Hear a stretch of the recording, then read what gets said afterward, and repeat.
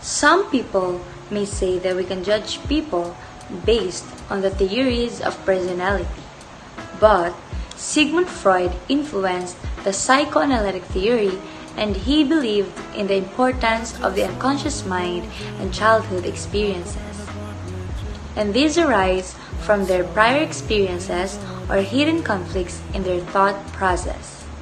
Common example of psychoanalytic theory is when a child raised in a violent environment, like the parents scolded their child in a shout way or disciplining them in a way of beating them hardly. As that child became matured or growing up, he or she will have a traumatic feeling of being shouted, or already immune of loud noises coming from people's voice because the child experienced it from the childhood. And also, this can cause the child of being a somehow introverted, or the child will hard to choose friends because of the traumatic childhood experience.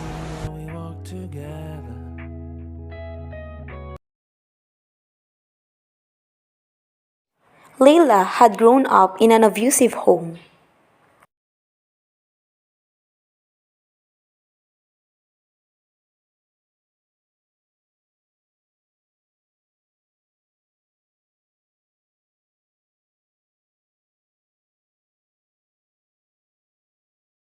During the college life of Layla, she met some wonderful people, but it took her a long time to develop close friendships because of the trust issues she had developed as a child. Another example of psychoanalytic theory. The girl visited her friend in her house. Her friend has a pet cat and it is very lovely.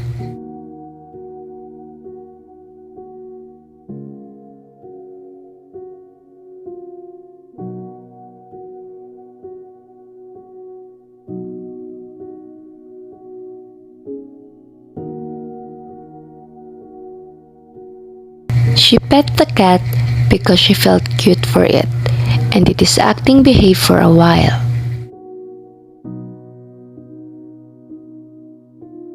Then suddenly, the cat bite her in her wrist, and she is bleeding because of the wound. Her friend helped her to do the first aid on her wound bleeding.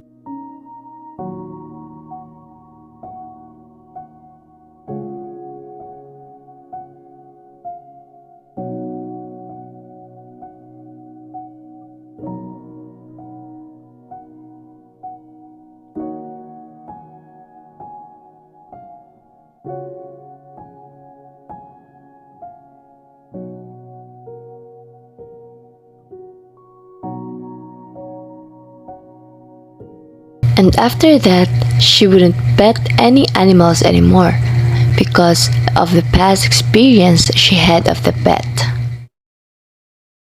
A 20-year-old, well-built and healthy, has a seemingly irrational fear of mice. The fear makes her tremble at the sight of a mouse or rat. She often finds herself in embarrassing situations because of the fear. She feels that even the thought of touching or holding a mouse makes her quake.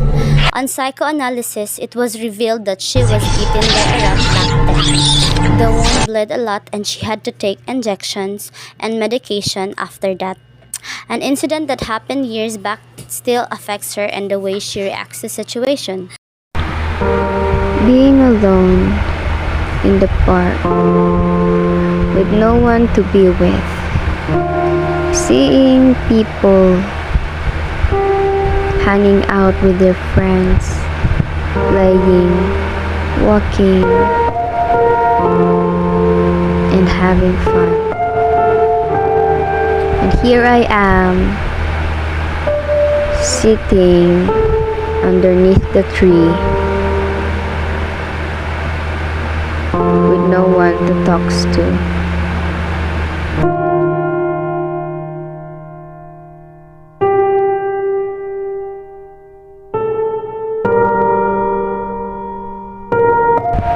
As I walk around in the park, I found a perfect view. But couples ruined it. I see a lot of couples where I felt something I don't like, something that bitterness and hatred. There's a lot of them dating in this park, and I know someday they will gonna break up. Soon after, I've met someone which I love, and we're dating. Everything's fine. We are so sweet. We hang out together and we go to the place we want to go. But at the end, we argue a lot and ended up in breaking up because I got him cheating. In our house, my parents are arguing. Fight there, fight in the dining, fight in our living room, fight everywhere. I'm just here in my room, listening to the quarrel between my parents, crying, and I don't know what to do because at the end I still don't have anyone with me.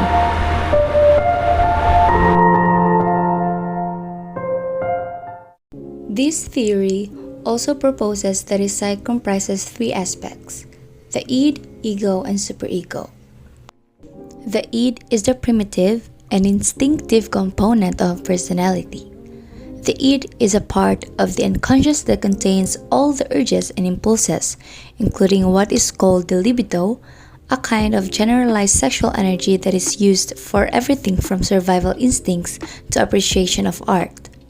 The id is also kind of stubborn, for it responds only to what Freud called the pleasure principle if it feels good to do it and nothing else. The id operates on the pleasure principle, which is the idea that every wishful impulse should be satisfied immediately, regardless of the consequences. For example, Sally was thirsty.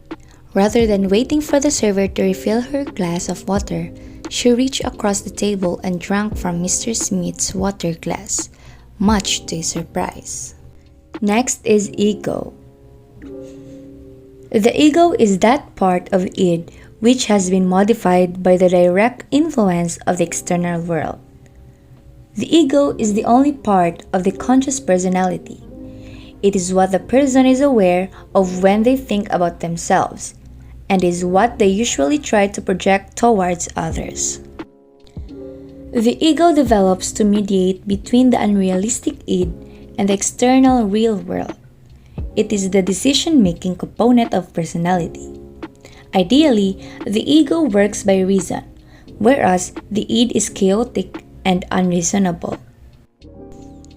The ego operates according to the reality principle, working out realistic ways of satisfying the id's demands, often compromising or postponing satisfaction to avoid negative consequences of society. The ego considers social reality and norms, etiquette and rules in deciding how to behave. For example, Sally was thirsty. However, she knew that her server will be back soon to refill her water glass, so she waited until then to get a drink, even though she really just wanted to drink from Mr. Smith's glass. The last one is the superego. The superego incorporates the values and morals of society which are learned from one's parents and others. It develops around the age of 3 to 5 years during the phallic stage of psychosexual development. The superego is seen as a purveyor of rewards and punishments depending on which part is activated.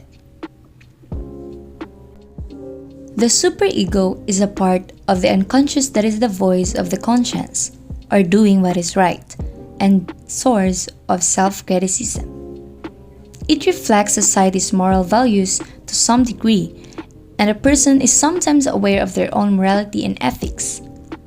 But the superego contains a vast number of codes, or prohibitions, that are issued mostly unconsciously in the form of commands or don't statements. Example is Sally feels guilty because she drinks water from Mr. Smith's glass. Psychoanalysis is based on the belief that all humans have deep unconscious beliefs, thoughts, memories, and desires. These arise from their prior experiences or hidden conflicts in their thought process. Psychoanalysis is a popular psychotherapy method that may help people struggling with long-term difficulties in the way they feel and think about themselves. The therapy helps to rent or release the suppressed emotion from the person's mind. Originally, Freud would ask the patient to lie comfortably on the couch. He would then ask the patient to share their childhood memories and dreams. It may take several sessions over months and even years to get a successful outcome.